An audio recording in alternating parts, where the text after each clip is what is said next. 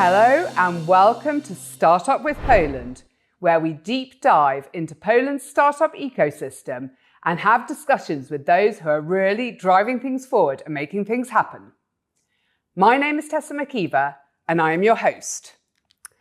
Now today I'm delighted to be joined by David Putz, who I recently met at an international startup conference. And although David and I had not met before, it turned out we knew so many of the same people, which I think really demonstrates how joined up the ecosystem is becoming. Now, David immediately fascinated me, first because he's founded and developing his own exciting startup, Onestep Financial, but also because of the really rich and diverse background that he has. He held senior roles in huge financial institutions such as PZU, Barclays Bank, HSBC, and has also been heavily involved generally in the startup ecosystem for the last years. So let's talk to David and find out more. So David, fantastic to have you with us here today. Oh, thank you. Thank you. No, it's a pleasure to be here. I really look forward to this. Now, I really want to find out more about Onestep Financial, but before we go there, I really want to hear more about, your life path in a way that brought you to where you are right now, because you've had such a diverse and interesting background, and I'm really dying to find out more about it. Yeah, no, absolutely. I mean, I love telling the story because it's one of these stories where just so much serendipity and unusual circumstances brought me here. I'm an American, you can tell from my accent. I mean, I grew up in Chicago, though I'm second generation Polish. And in the late 1990s, I was a consultant in Chicago, and I had this opportunity to come over to Poland just to do one project. So the whole idea was to do a project with ING. At that time, I was with McKinsey, and we were modernizing the banking sector. And I just absolutely fell in love with the country. I fell in love with the whole idea of modernization. And it was just such a different experience because I think when I was in the United States, I would sit across the table from somebody from Harvard Business School, and I would try to think of what can I say that's like going to be smart and intelligent. and then here I come here and it's like, okay, I know exactly where the company needs to go. And I found my sweet spot was this ability to be able to formulate exactly where the company needed to go and how to do it. So we flew people over to the Netherlands in order to see, what does it look like to have a glass facade on a bank branch and things of this nature. And that type of experience just really propelled me to stay. And so then I did my first venture here in Telego in 2000. We started up the first internet bank, myself and Andre Classic, and I never went back. I kicked around in London for a little while, took some of that idea of, let's say, modernization to Barclays. Didn't quite work out. Barclays was not so keen on that, but that was really the start of my whole journey. And I find myself keep coming back to Warsaw. Even though I do jobs in London, Czech Republic, I always come back to Warsaw. Well, fantastic, to hear that Poland has been, and particularly Warsaw's been such a magnet for you. But, was it completely by chance that this project came along that happened to, take you out to Poland? Or were you looking to sort of rediscover your roots? No, it was completely chance. I mean, okay. I had literally decided that I was going to quit my job. So I told my office mate that I was going to quit. Thank God I didn't tell that. I didn't tell the managing partner. I just said I had enough of consulting, and then they came along and they said, okay, well, we have a job for you. You have a choice between Portugal and Poland. And I was like, oh, Portugal sounds much better. The weather's probably better. Yeah, exactly. Then they told me, well, you don't have a choice. And suddenly I found myself on a plane. So really, it was very unplanned. Okay. And but I find that in life, sometimes these chance encounters, these chance opportunities, you just have to lean into them. Yeah, no, for sure. But I'm, really interested because certainly, when I heard about your background that you obviously originate from the US, but that indeed you'd worked in Poland, then London, a bit in the Czech Republic. Yeah, exactly. Mm-hmm. I sort of really thought, what is it about Warsaw and Poland that, you see as maybe the country's secret sauce? What was it that drew you in and made you, sort of feel that this is where you want home to be? Yeah, well, I think Warsaw in particular, I mean, Poland is really quite special, but Warsaw in particular, it's really the hub. I found this when I was an entrepreneur, and I also found this when I was working with blue chip companies, because I worked with HSBC, I worked with Barclays. All the major companies come here. right? So when they look at the region, they think about Czech Republic, well now Czechia and Slovakia. They always want to put their headquarters here. And so it just made it so much easier to do business here.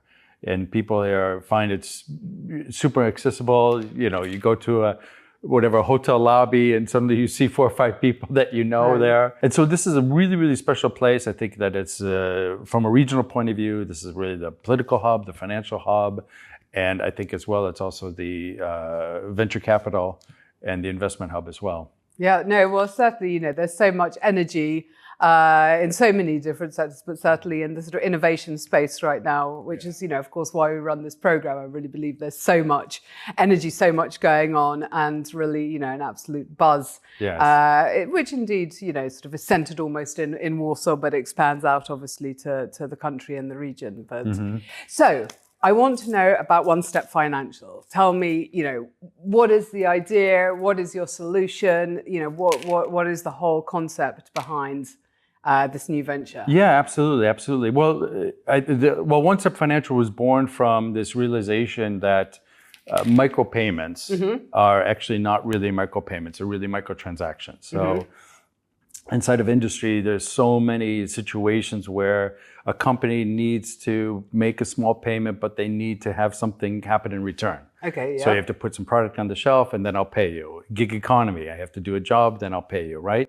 What we discovered as well is that we think that the big trend that is going to be, dominating our lives, many trends, but one of the big trends is really going to be the whole world of, circular economy and being able to either recycle or reuse materials. Yeah, sure. And, the important thing here is, once again, how do I do a physical verification that I've either recycled or I've reused, combine that with the digital experience, and then combine that with a micropayment. Okay. And of course, the micropayment could be much smaller than the actual fees that you might pay to make a bank transfer. So here you have a situation where you have, a lot of operational complexity that's surrounding a relatively small payment. So it's a really interesting. So it's a really interesting challenge for us, and we're very excited about it because we think that we've got, the right sort of solutions for this. And we think it's at the end of the day, if you fast forward 5 years, we're going to be recycling and reusing everything. Electronics, medical devices. It's not just going to be plastic bottles.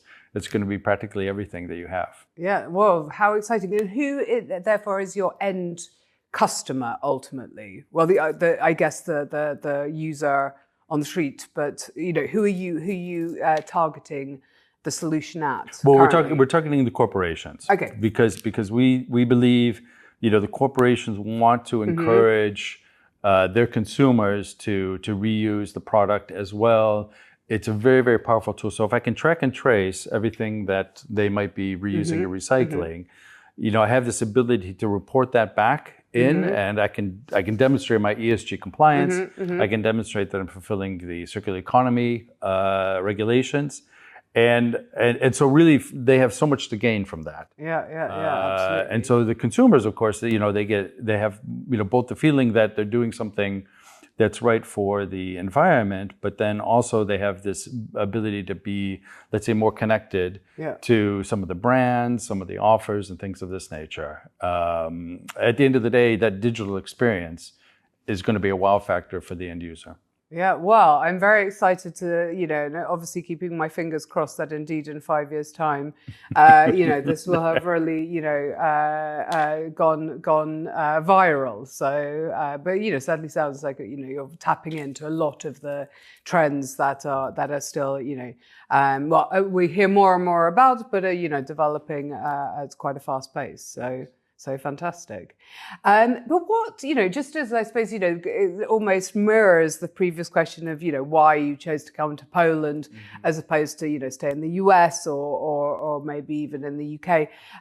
Why did you decide, or, what has kept you as an entrepreneur? Why not sort of have the comfortable lifestyle of, being in a corporate, or at least, what many have in their head is the comfortable lifestyle.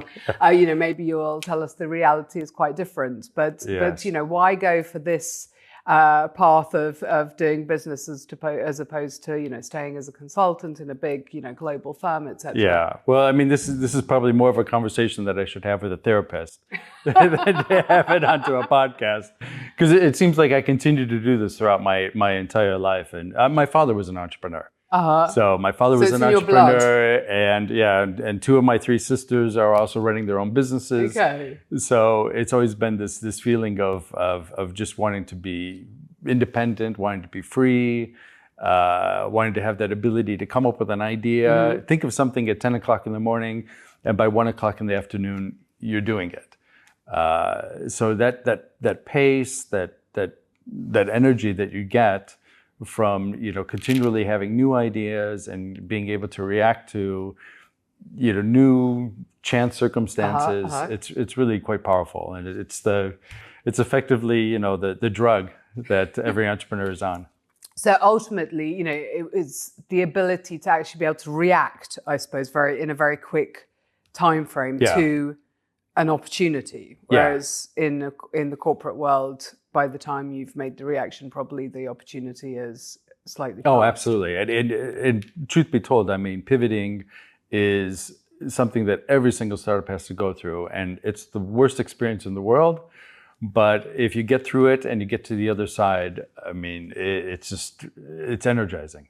I absolutely, agree with that. Here, energy in your voice around, when you speak about this.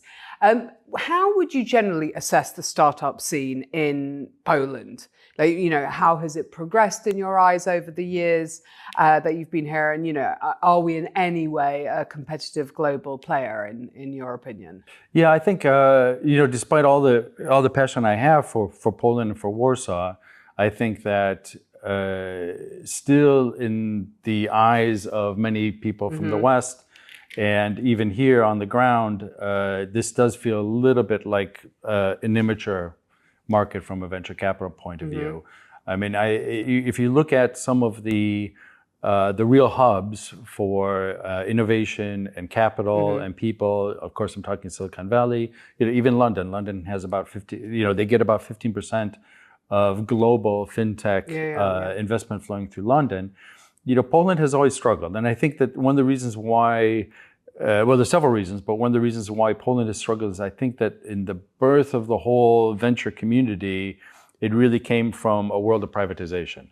So in the 1990s, when the shift from communism to capitalism happened, so much of the capital was going into privatizing shipyards and factories and these types of organizations, where the key skill was all about running a spreadsheet, discounted cash flows, ripping things apart, trying to do M&A transactions. And so when the venture community was born, you had these people with this type of a skill set and this type of a mindset coming in. And so I think where Poland has struggled a little bit is there's a real lack of this venture mindset. And I've seen it more and more that if you have a great Polish company, they have got a great idea, they're like slippery fish. They don't go for the Polish venture capital. They go immediately over to Silicon Valley, live in somebody's basement, try to find their first monies, build the business that way, keep the Polish roots, but really build it with Western capital and Western mentality. But do you think that will change?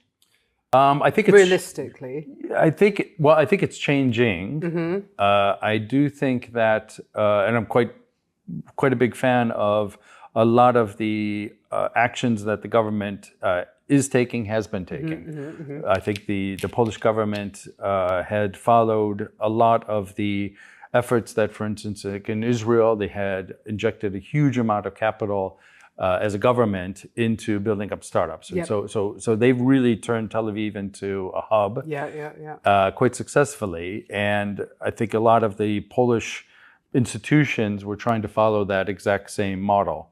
Of course, with some struggles because of the mentality and, of course, some of the views on how bureaucracy should be run. so that hasn't gone as well as expected, but that attitude is still there, and I see it once again. And I think now with the with all the restoration funds coming back into Poland, Poland has a real opportunity to once again grow in this manner. I mean, one of the things that especially from when you say from a mindset point of view, that, sort of one of the blockers can be the mindset. Something that certainly I think I've witnessed is in Poland, that there isn't much of a culture of accepting failure. People really, which is, I want to put it from a positive point of view, that people really, are desperate to go forward, to build, to create. And there isn't, much of a sort of like, oh, well, it's okay to fail mentality, which maybe also blocks the development of the sort of innovation ecosystem, where I think you sort of have to embrace failure. What do you think? Yeah, no, I think so. I think you're spot on, because I think that if you're looking at this from the psychological, and maybe, I'm not a sociologist, but if you're looking at it from the mindset of the entire culture in the country, I mean, of course, there was, the situation under this communist rule when it was just so important to succeed, right? And you succeed any way possible. And of course, a failure was let's say, penalized quite quickly. And so that mentality is still here. And I think that when I am in Silicon Valley and I'm in a conference and I talk to other people, they're like, yeah, I've had like 4 startups and this is now my 5th one. And, they've had some exits and they've had some failures. That's okay. And that's embraced. That's part of your education. And so I think that's one of the things that has to change. That mindset has to change. Also, the mindset of trust has to change, because I also see that people are much more willing in other markets to accept mentorship, to admit that they don't know. And in Poland, I feel like there's not yet that level of vulnerability. As an entrepreneur, they're not eager to raise their hand and say, look, I don't know. Everybody wants to appear like they're the expert. And that's also a dangerous trend. But you think that things are going in the right direction? And I mean, do you think in sort of the next, 5-10 years, that Poland will be a sort of, genuinely competitive global player when it comes to startups and innovation? Or I think so. I think especially if you're looking at the new generations. I mean, I've got kids. Of course, they're on their phones far too much. But I think now this new generation is going to have to struggle with, how to manage challenges around AI and the transformation of AI, social media, the backstop of obviously, sustainability, these types of things. These are all fresh new challenges, and this is a fresh new generation.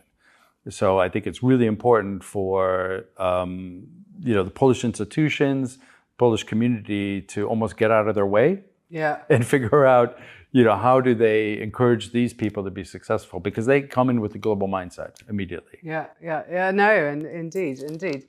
David, what is next in your mind for you, for Onestep Financial, where you've already said, where you would like to be in 5 years' time with that project? But, what else do you want to be doing? What are your, plans for the next years? Yeah, I think for me, it's really about making Onestep into something that's a legacy. So I am really not overly concerned about, how am I going to exit the business or anything like that. I want to build it up into a legacy. Exits and things of that nature will take care of itself. I think the other thing that's that's really important for me is to start to also give back. So I love it. I really enjoy when I have opportunities to mentor companies. I find that sometimes they're a little bit hesitant at the beginning because they're like, well, you're coming here to like tell me how to do stuff and I'm the expert, right? But then they realize that I'm vulnerable as well, right? They realize that I'm coming in here. And I'm not saying to them that I'm like the greatest mentor in the world, but I'm there to share things with them. And I think it's really important that every entrepreneur realizes that they have almost an unwritten obligation to pay it forward, and to do so without asking for compensation or anything of that nature. And so that's really, where I see myself is like in 5 years, maybe I'm doing more of these types of podcasts and videocasts. But I really see it about, paying it forward and helping the community.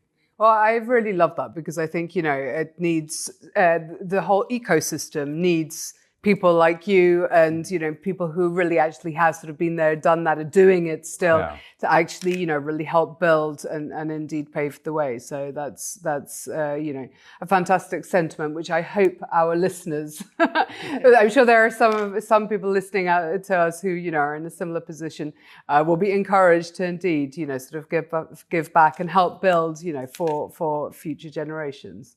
So, well, good luck with everything you're doing. Thank you so much for joining me today. I've been really, you know, fascinated to hear about your insights, and, you know, good luck, and we'll stay in touch. Thank you. Thank you very much. It's been a pleasure.